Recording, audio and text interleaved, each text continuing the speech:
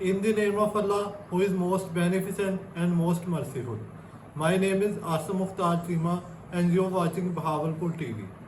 Have you ever grown fruit plants which look amazing but the taste of fruit is average? I have faced this problem also. But the truth is, taste of fruit doesn't depend on fertilizer alone. In this video, I'll share 5 practical and organic tips to improve the taste of fruits.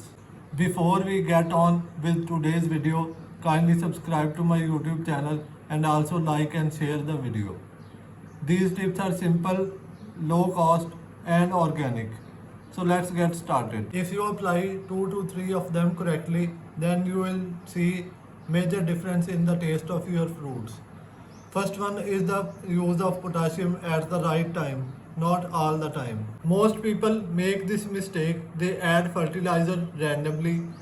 However, time of application and quantity matters a lot for better taste. Start applying potassium immediately after flowering. Use banana peel tea, which is made by soaking peels in water for 2 to 3 days, or a small pinch of wood ash per pot once every 2 to 3 weeks.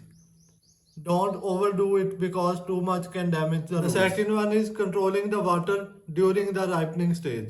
This is one of the biggest reasons for tasteless fruit.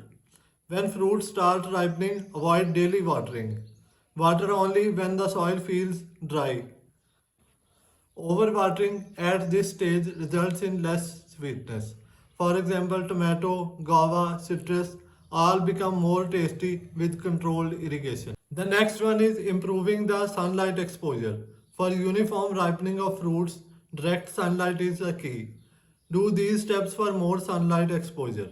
Remove 10 to 15% extra leaves which blocks the fruits. Rotate pots every few days.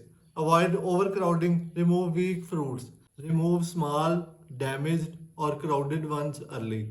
A small plant cannot properly feed 20 fruits.